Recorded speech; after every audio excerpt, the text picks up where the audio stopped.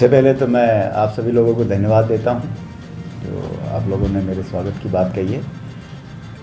और जो काम करने के तरीके की बात है, सबसे अहम जो मेरे लिए होगा, आमजन में विश्वास और अपराधियों में डर, ये एक मेन मोटो है जो पुलिस का मुख्य उद्देश्य जो है। आपने जैसे कि पूछा कि एक सख्त और नरम की जो बात जो है, मेरा जो तरीका है या मेरा मानना है कि पुलिस और जनता के बीच एक समन्वय स्थापित हो। पुलिस और आमजन जो है वो मिल कर के काम करें, चाहे वो किसी भी समस्या हो, चाहे अपराध में रोकथाम की बात हो या किसी इलाके में अन्य कोई समस्या की बात हो, तो पुलिस और जनता के बीच एक समन्वय स्थापित हो, एक कोऑर्डिनेशन हो, जिससे पुलिस के पास आमजन जो है वो informations as early as possible provide कराए। हमने देखा है कि जिस हिसाब से आपका ये क्षेत्र है, इसमें सबसे ज़्यादा जो प्रॉब्लम है वो है नशे की। यहाँ नशे को लेकर जो समितियाँ बनी हुई है, मीटिंग तो कर लेती है, लेकिन उस पर कोई ठोस कार्रवाई नहीं हो पाती। तो आप इसको किस तरह से हैंडल करेंगे? डेफिनेटली मैंने जब से ज्वाइन किया है उसके बाद ये रेगुलर जो नशे वाली जो बात जो है, यहाँ नशे का बहुत ज़्यादा वो है और युवा जो पीढ़ी है वो नशे की ओर बहुत ज़्यादा बढ़ रही है।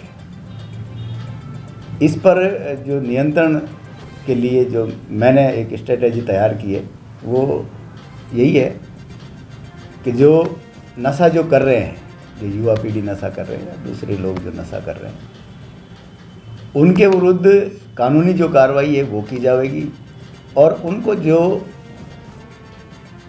नशा उपलब्ध करा रहे हैं, जो प्रोवाइड करा रहे हैं, उन पर सख्त से सख्त कानूनी कार्रवाई की जाएगी।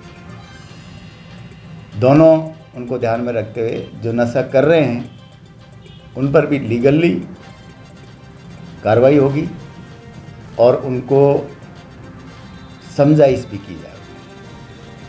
समझाइश और कानूनी कार्रवाई दोनों उनके लिए की जाएगी और जो उनको प्रोवाइड करा रहे हैं, जो भी नशे का जो सामान जो उनको उपलब्ध करा रहे हैं, उन लोगों के खिलाफ सख्त से सख्त कार्रवाई की जाएगी।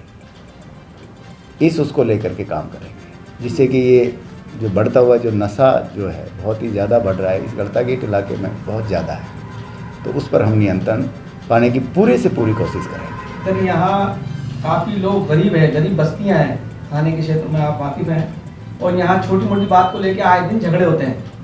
तो क्या करेंगे आप अगर कभी कोई ऐसे छोटे मोटे लोग लड़के आ जाएंगे, क्या आपसे समझाइश करवा के उस मामले को आप रफा दफा करवाएंगे या कोई केस दर्ज करेंगे? एक तो मैटर की ग्रेविटी देखी जाए। यदि आपसी कोई तो मैं की बात है तो बिल्कुल डेफिनेटली उनको समझाइश भी की जाएगी। दोनों पक्षों के बीच सौहार्दपूर्ण संबंध रहे। जैसे आपसी पड़ोसी लड़ लेते हैं, कहा सुनी हो जाती है, तो उनको बैठ करके समझाइश भी की जाएगी। तो मैटर की जो ग्रेविटी जो है उसके ऊपर डिपेंड करेगा। जहाँ समझाइश की नेसेसिटी होगी, जहाँ समझाइश से काम चलेगा।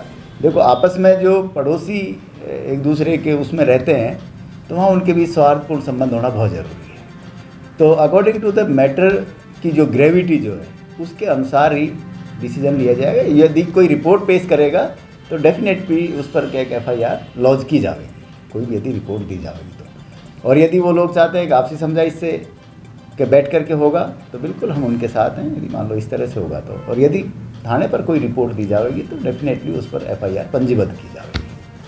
CLG मेंबर को लेके पुलिस में हमेशा आरोप लगते रहते हैं कि अपराधियों को ज़्यादातर CLG मेंबर बनाया जाता है। तो क्या आपके क्षेत्र में इसमें कुछ काटछाट होगी, कुछ CLG मेंबर को लेके इजाफा किया जाएगा? मेरा मानना ये है कि पहले जो पुलिस ऑफिसर्स यहाँ पर जिन्होंने काम किया तो उन्होंने सोच समझ करके CLG मेंबर्स जो हैं वो डिसाइड किए हैं, और मैं एक बार उनका पुनरावलोकन करके, यदि मान लो कोई इस तरह का कोई क्राइम रिकॉर्ड किसी के विरुद्ध मिलता है तो डेफिनेटली क्या कि उसे CLG मेंबर नहीं रखा जाएगा। बाकी इस तरह का कोई CLG मेंबर हमारे यहाँ नहीं है जिसका क्राइम रिकॉर्ड है।